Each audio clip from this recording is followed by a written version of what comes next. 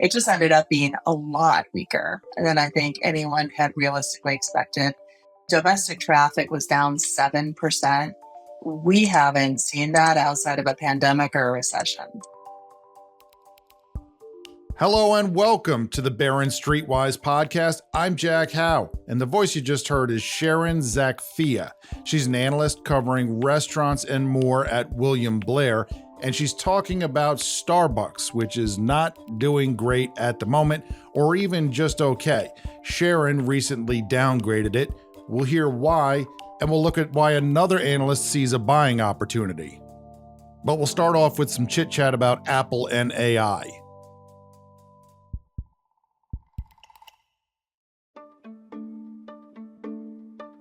Listening in is our audio producer, Jackson. Hi, Jackson. Hi, Jack. Big announcement. Well, that's not true. This wasn't really that big. It's just the iPad, right? It's got a new iPad. And, it had this commercial. Did you see the commercial? I have not seen the commercial. Should I take a look at it right now? It's got this hydraulic press, and then it's got a lot of artsy stuff that's on it. Like there's a piano and there's paint and there's a sculpture and all this different stuff. And the hydraulic press comes down and it crushes all this artsy stuff. And then it comes up and what's left is the iPad. I think they meant it to say that we're cramming a lot of artistry into the new iPad. But I think that folks who were maybe looking to nitpick took it to mean Apple is crushing creativity. I don't know. I'm not a marketing expert, so I can't tell you if something like that works. What I'm interested in with this one is the chip. The previous scoopity-doo top of the line iPad used the M2 chip, and this one's using the M4 chip. That's Apple's own chip, and it has a neural processing unit. That's a separate accelerator that's just for artificial intelligence. That's something that Apple has been doing for a while. And it's said that this one is capable of 38 trillion operations per second, which sounds like a lot. I'm not even sure if I can do one operation per second. TOPS is the acronym there, trillion operations per second. I think you might be hearing more about TOPS, and I'm going to try to explain why. Remember last week on this podcast, we heard from Daniel Pilling. He's the semiconductor analyst at Sands Capital, and he was talking about edge computing. If you look at Amazon Web Services, here's how they define edge computing: the process of bringing information storage and computing abilities closer to the devices that produce that information and the users who consume it. I compare this in a column this week with the early 1990s. Back then, your personal computer went obsolete faster than you could rewind a VHS tape and chug a Crystal Pepsi. And that's because Microsoft would come out with a new version of Windows, and that would require a lot more processing power. And since all the processing power lived on your machine, you were off to CompUSA for an upgrade. The internet changed that, and eventually the rise of cloud computing. The processing power shifted to remote servers. Over time, that has not been great for hardware sales. Replacement cycles have lengthened. Last year, PC sales fell 14.8%. That was the biggest decline ever, and it was also the second consecutive double-digit decline. But there are some early signs of a bounce. In the first quarter, notebook shipments increased 4.2%. That's according to Canalys, which is a data firm, and it reckons that AI is behind the rebound. And there are two factors there that are kind of working together. There's Windows 11. It has a centralized AI assistant called Copilot. Right now that runs in the cloud, but it's expected to run locally in the future. And so as companies prepare to upgrade to Windows 11, they're upgrading to new machines. PC makers and chip makers are accommodating those customers by delivering machines that have built-in AI accelerators, including those neural processing units. Remember, Daniel talked about the reasons that AI would make you want to have more computing oomph at the edge. He says that latency is an issue. When I'm asking Siri a question in the car and I'm driving through a woodsy area and she doesn't respond to me right away, I feel unloved. It's bad for my long-term relationship with Siri. I feel it would bring us closer together if I had more local processing power that would deliver answers with no lag.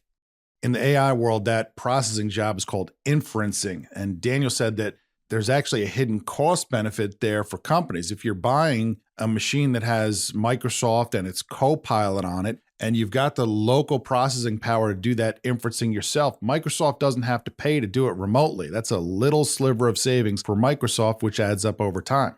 You're footing the bill for the inferencing. And then finally, there's privacy. If you have an AI assistant that you're using, and if it's something that remembers you over time, it learns about you, it's tailoring its responses to you, it's getting to know you, you would prefer to have that model live right next to you instead of being shared somewhere on the cloud. So all of that means you might need more processing power locally. Remember, Daniel felt that there was going to be an explosion of chip demand for artificial intelligence uses, both for edge devices, the devices we hold in our hands, and centrally for data centers and hyperscale operators and so forth. He felt that as the hardware gets better, the algorithms will improve exponentially, the machines will talk to each other, and they will learn new use cases for AI. I want to focus here on the edge, those personal devices. B of A Security says that we're about to see the battle of the tops. Remember, Apple's cruising along at 38 tops with its new iPad. Microsoft has a Windows AI event scheduled for later this month. And one theory about that event is that it's going to announce a minimum specification for computers that are running AI locally. That's kind of how things worked back in the early 1990s. Microsoft would come out with its new operating system. It would list the specifications that you needed for your computer. You compare that with what you had. You would realize that you were coming up woefully short and you had to buy a new machine. So the thinking is that Microsoft might say 40 tops, 40 trillion operations per second is this new minimum requirement for local AI. And that's something that you can find today nowhere. None of the computers have it. But there are machines coming by year's end that will do just over 40 tops, maybe 45. That's one reason to believe that there might be legs to this latest bounce for PC demand. Customers haven't had a good reason to buy a new PC in a long time.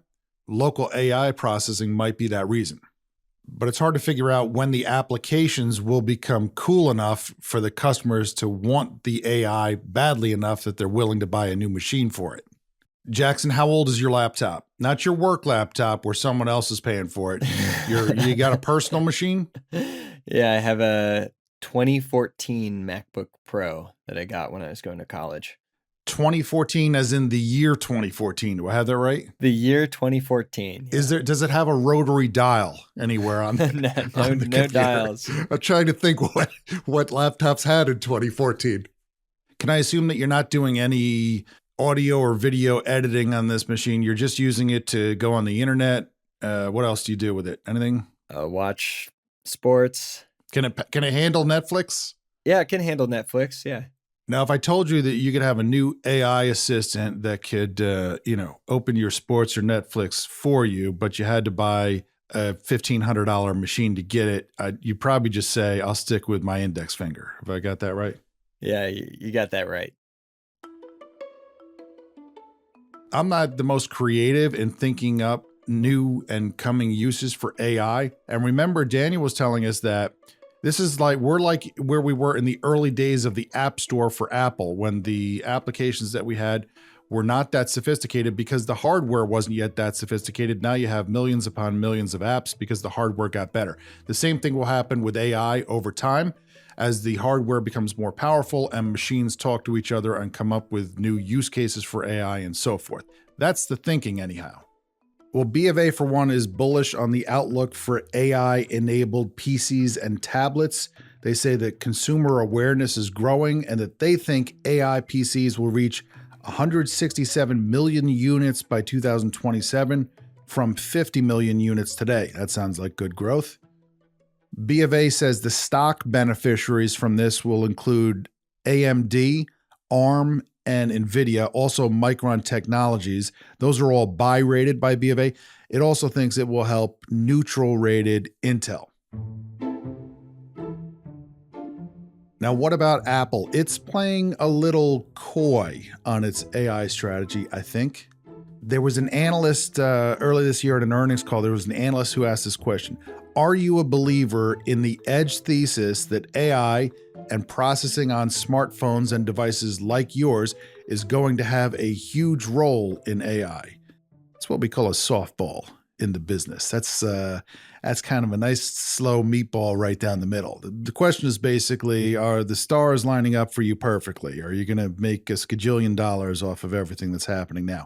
And Tim Cook didn't really give a full answer. He said AI was a huge opportunity, but he said he didn't want to give more details or get, as he said, out in front of myself.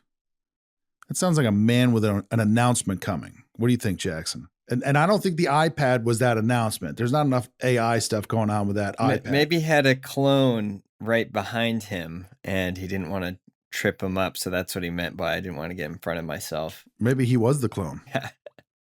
Well, Dan Ives, the analyst over at Wedbush Securities, he thinks that the big to-do about AI for Apple is coming next month. That's at the WWDC, the Worldwide Developers Conference. This is a yearly meeting that Apple has where it talks about software. Dan's theory is that at this year's developers conference, it's going to lay out its AI strategy. And that strategy is going to include an AI app store.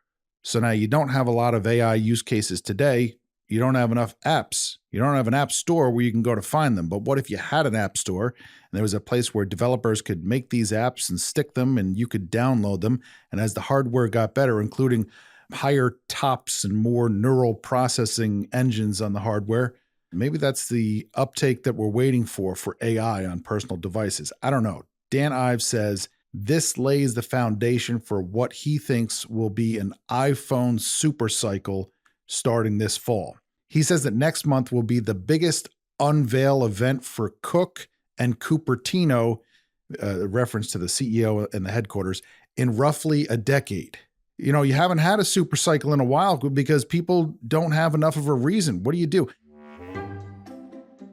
I just get a phone every 3 years. I don't really care what's on a new phone.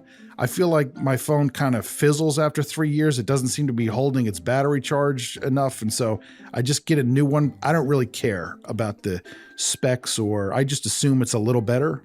As soon as the telecom stopped giving you just a free phone every 2 or 3 years, I've just started buying like the iPhone mini from 3 years ago.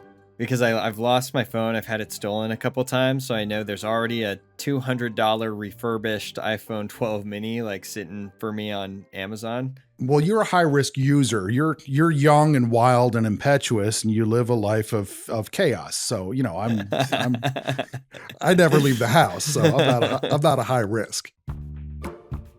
So that's Apple and AI, and we'll have to see if all this TOPS talk will be enough to get people rushing to stores to buy new phones this fall. The stock is $184. Dan Ives over at Wedbush says it's headed to $250. We shall see. And that's probably a good place to shift our attention to Starbucks. Maybe we take a quick break. What do you say, Jackson? Sounds like a plan. Spray some WD-40 on that 2014 computer of yours and watch a little Netflix for a minute. We'll be right back. Welcome back. We're talking about Starbucks, and the reason we're talking about it is because at the beginning of this month, the company reported earnings and the stock in response fell 16% in a day. It's a humongous move for Starbucks. Jackson, are you a Starbucks customer, a Starbucks regular? I got nothing against Starbucks, but I'm not a regular. Me neither. I feel kind of the same way. I went in there just 1 week ago, and I decided to get something fancy. I don't know all the fancy ones, so there was a picture of one. I just pointed to that, had the name right under it, and that's what I got. It was just okay. I think it had oat milk, which I wasn't really looking for, but usually I'm just looking for a medium coffee. And I used to feel like, you know, they have their own words, and they're kind of weird. Like I don't think they're their own words. I think they're Italian words. They want you to say grande for medium, which I'm pretty sure is Spanish for large. So I don't know why I'm calling a medium a large. So I just always say medium. I feel like they used to judge me for that. But lately they seem more accepting. I say, medium coffee. They just say, okay, medium coffee. I think the theme of Starbucks ordering anxiety is widely shared, and no one that I know of has captured it better than Nate Bargatze. He's a stand-up comic from Tennessee, and he did a well-known routine on this after he'd been drinking coffee for about 4 years. I get very nervous when I order coffee because it's a whole world and I don't know the world, They always ask you a bunch of stuff. Like, they're like, what kind of cream? I'm like, just please do it. Just do it. Sometimes they're like, do you want heavy cream or half and half? And I'll go, I'm sorry, I'm not taking questions right now. So, yeah. Thank you, Nate. These days you can just order right on the app. So there's dramatically lower risk of being misunderstood or having extra questions that you don't want. Business has been booming until just recently. It seems like a really abrupt slowdown. So what's wrong? I reached out to Sharon Zackfia. She's an analyst covering restaurants at William Blair. And she had a long wait recently for a coffee. There are more questions than answers on what's happened to Starbucks. They seem to have very strong underlying demand that was almost taken for granted by investors in the US, really until November. That happened to coincide with some boycotts that they were getting from a social media standpoint, happened to coincide with some union noise as well. So I think, at least my initial thought was there's a bit of noise here that will dissipate. They'll be able to architect their way out of it. But things just got worse, in the March quarter. So there's a big head scratcher going on. Is it price? Is it speed? I mean, I went to Starbucks yesterday and waited 15 minutes after doing my mobile order and pay, for my iced coffee. So I think there are a lot of things they need to work on at Starbucks to kind of get that traffic back into sustainably positive territory. Sharon mentioned boycotts and social media. That relates to Israel and Gaza. So the union made a post. It included the comment solidarity with Palestine, and Starbucks sued the union for trademark infringement. It said it condemns violence, and it described the post as, quote, reckless. The union countersued. Starbucks is not the only company that has faced a consumer boycott over what its critics see as aiding Israel. Starbucks put out a statement on this issue with some questions and answers. The first question on the list: is it true that Starbucks or Howard Schultz provides financial support to Israel? The answer is no, this is absolutely untrue. This is obviously a sensitive issue. When there's a boycott, I always wonder, how effective is it? How many people are participating? Is it making a dent in sales? With Starbucks, the answer seems to be it's making a dent. Bank of America put out a note recently titled, "What's really behind the Starbucks U.S. same-store sales collapse?" It said, "A sudden slowdown requires a sudden cause." It compares the pace of the decline at Starbucks with what happened at Chipotle years ago at the time of an E. coli outbreak. It also doesn't see signs that consumers are engaging in what it calls check management. In other words, trading down on the menu to save money or adding fewer items. If this were related to the economy, that's just what you'd see. B of A says, "We think social media coverage is the likeliest cause." It says the cadence of the slowdown combined with the absence of the usual signs of consumer check fatigue suggests that a social media narrative around Starbucks' position on the Middle East may be the primary driver. Starbucks spends little on advertising and plans to spend more. B of A thinks that will help. Starbucks is also making improvements to its app. B of A predicts a rebound in sales and calls the stock valuation, quote, lower than small. I mean, it's 21 times the consensus estimate for earnings in the fiscal year that runs through this coming September. Is that lower than small, Jackson? What's small and what's lower than small? I think 21 times is like where the market is. That's where the S&P 500 is roughly. If we're going by Starbucks, lower than small would be tall.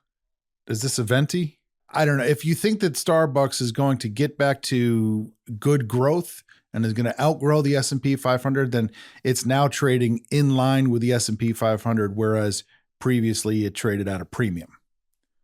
So there you are. B of A is bullish. Sharon at William Blair is not.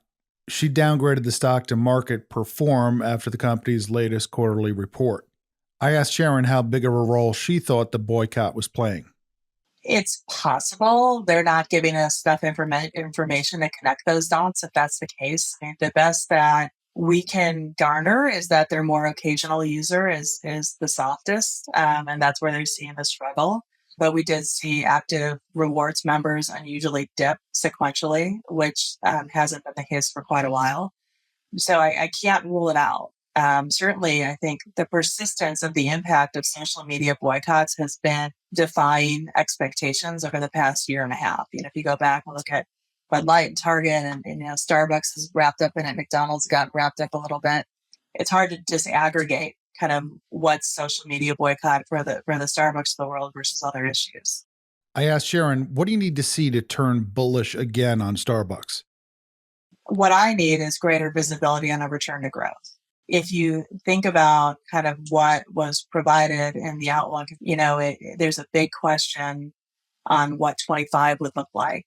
There are questions about execution. There's been a change in leadership as well. And so, although I like new leadership, I also have done this long enough to know that there's going to be questions now about whether they can handle what's going on with the business because they don't have a long time of experience kind of running Starbucks. So yeah, for me, it's got to be visibility. Like, how do you get back to double-digit earnings growth? And there didn't seem to be a silver bullet on how they're going to do that.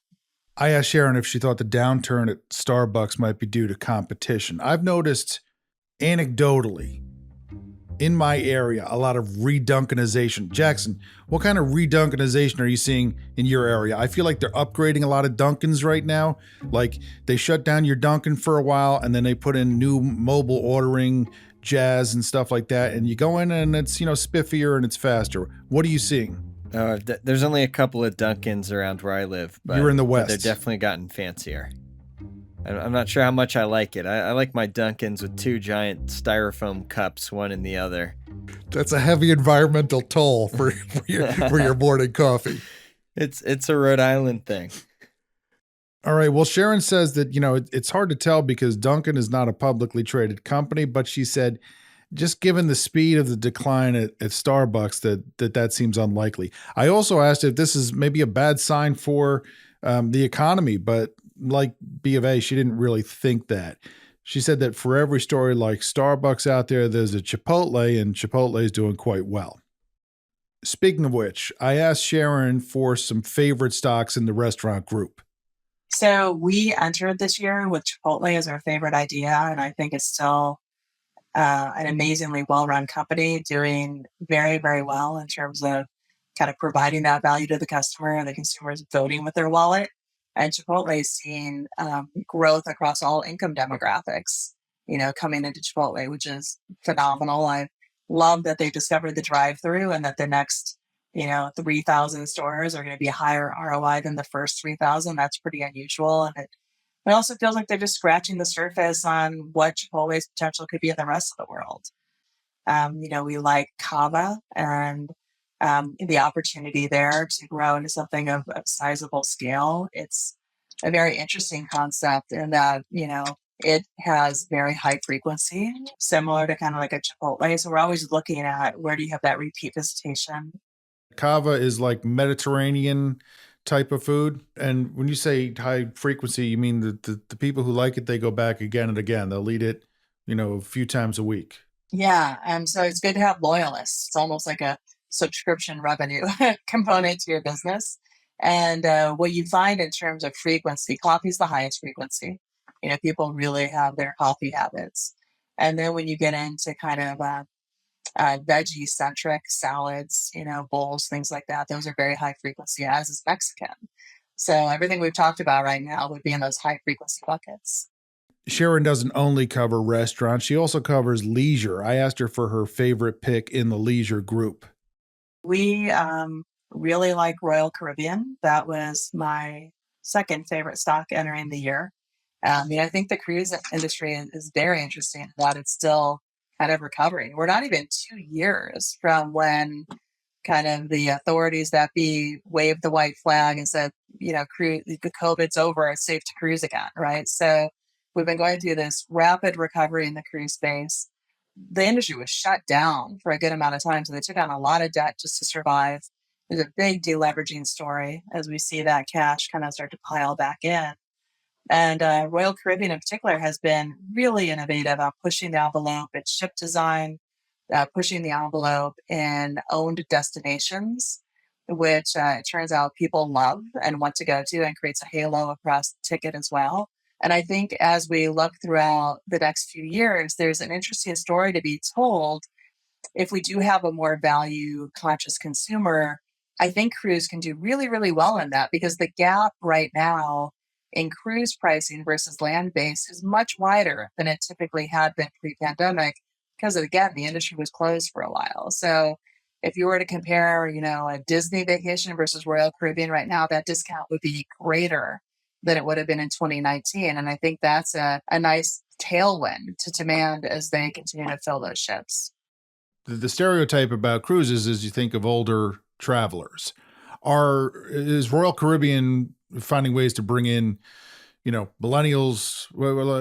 Are they bringing in younger customers? I love this question because it used to be, there was a saying that the cruise industry was I'm going to get the order wrong, but it was the newlyweds, overfeds, and nearly deads. That was kind of the saying. Was that the name of a cruise theme? Is that an actual not theme? The name of an actual theme cruise. But the good news has been the amount of innovation that's happened in the space, right? I think really propelled by a lot of what Royal Caribbean has done. And, Royal Caribbean now, close to half of their passengers are millennials or younger. Thank you, Sharon. Jackson, you ever been on a cruise? I've never been on a cruise. I'm sorry to report. Me neither. I read somewhere recently, I can't remember where, you know how sometimes a travel writer will do like a snooty, thing about a cruise, and, they really look down on it and everything. It was one of those type of deals. And I just remember that he mentioned an upside down pineapple. If you have an upside down pineapple on your door at the cruise ship, it means you're a swinger. Did you know that? You learn something new every day.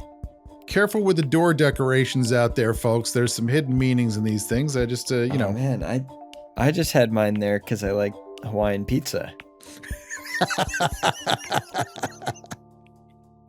Thanks to all of you for listening, and thanks to Nate Bargatze, too, for those thoughts on Starbucks.